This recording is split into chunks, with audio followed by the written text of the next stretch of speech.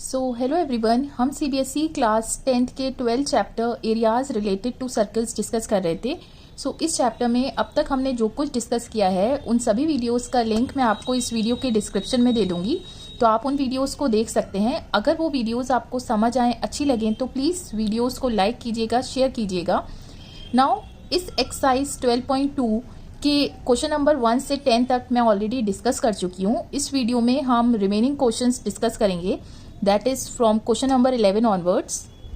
सवाल में गिवन है कि एक कार है जिसमें दो वाइपर्स हैं और कंडीशन गिवन है कि विच डू नॉट ओवरलैप।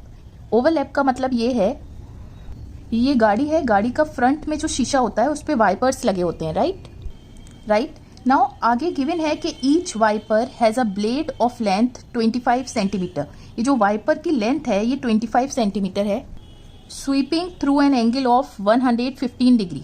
इसका क्या मतलब हुआ कि ये वाइपर जो है यहाँ से मूव करते करते यहाँ तक जा सकता है। दैट मीन्स कि जो एंगल बन रहा है इसकी मिनिमम और मैक्सिमम पोजीशन के बीच में ये कितना है, 115 डिग्री, राइट। सिमिलरली इसके लिए भी सिर्फ ये इतना जा सकता है, राइट। तो ये जो एंगल बन रहा है 115 डिग्री है। नाउ आपको फाइंड क्या करना है, total area cleaned at each sweep of blades, right. That means कि जब वो यहाँ से यहाँ तक जा रहा है, मीन्स यहाँ से यहाँ तक जा रहा है, तो ये जो एरिया है ये आपको फाइंड करना है। सिमिलरली इस वाइपर का भी, तो दोनों वाइपर का सेम होगा क्योंकि एंगल जो है वो सेम ही बन रहा है। तो अगर हम इस वाइपर के पाथ को ऐसे कंप्लीट करें तो आप क्या देखेंगे, बेसिकली एक सर्किल बन रहा है और सर्किल का ये क्या है, एक सेक्टर है जिसमें ये और ये क्या है, रेडियस जिसकी लेंथ है 25 सेंटीमीटर और एंगल क्या बन रहा है सेंटर पे 115 डिग्री, राइट। तो आप लिखेंगे कि एक वाइपर जब यहाँ से यहाँ चल रहा है तो एरिया कितना कवर हो रहा है, सिंपली जो एंगल है सेंटर पे 115, 360 into area of circle that is pi R square. Pi को 22/7 ले लेते हैं और रेडियस क्या है 25 इंटू 25। इसे 5 से कैंसिल करिए, दैट विल बी 23 और ये हो जाएगा 72, राइट। 2 से कैंसिल होगा, ये हो जाएगा 11 और ये हो जाएगा 36। 25 into 25 is 625 divided by 36 into 7 is 252, right. अब 11 को पहले इससे मल्टीप्लाई करिए तो ये सिंपली क्या हो जाएगा, 625 ऐड कर दिया 6775। एरिया है तो यूनिट हो जाएगी सेंटीमीटर स्क्वायर। आपसे पूछा क्या था, total area cleaned at each sweep of blades, means दोनों ब्लेड यहाँ से यहाँ तक चलेंगे तो दोनों ब्लेड का एरिया पूछा है। तो एरिया तो सेम होगा तो सिंपली 2 से मल्टीप्लाई कर दीजिए इस सिंगल वाले एरिया को, राइट। और 2 से ये कैंसिल हुआ तो 1, 2, 6। नाउ क्वेश्चन नंबर 12 में गिवन है कि to warn ships for underwater rocks a lighthouse spreads a red coloured light over a sector of angle 80 degree to a distance of 16.5 kilometre. तो सबसे पहले हम एक वाटर बॉडी बनाते हैं, उसमें एक शिप है और यहाँ पर कहीं लाइट हाउस है।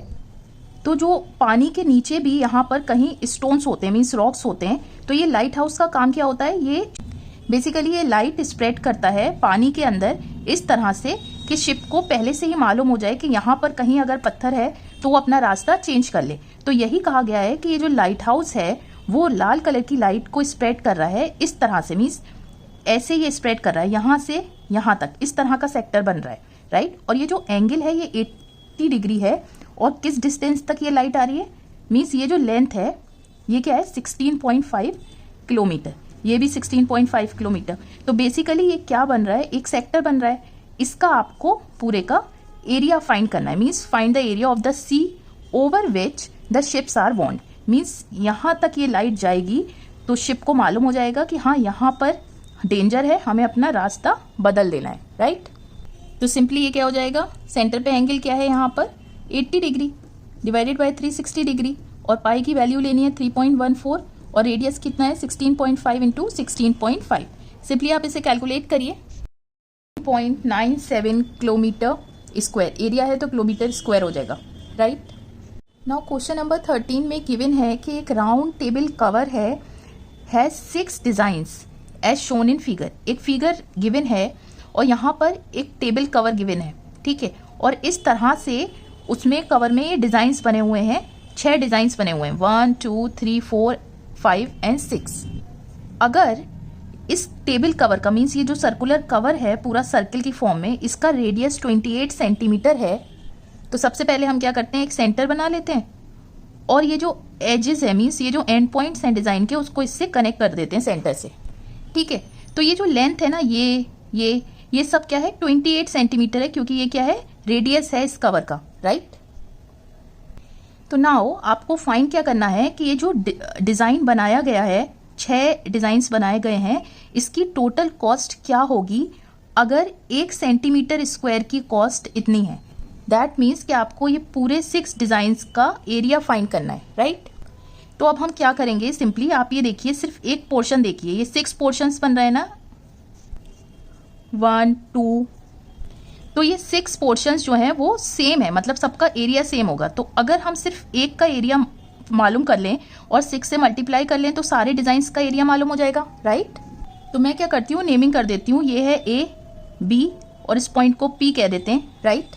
और लिखते हैं area of one design is equal to, basically ये जो डिज़ाइन है आप देख सकते हैं ये क्या है, APB बेसिकली एक सेगमेंट है। तो सेगमेंट का एरिया हम कैसे फाइंड करेंगे, OAPB, इस सेक्टर में से इस ट्राइंगल के एरिया को माइनस कर देते हैं, OAB, राइट। अब सेक्टर के एरिया के लिए हमें सेंटर पे क्या चाहिए, थीटा एंगल चाहिए।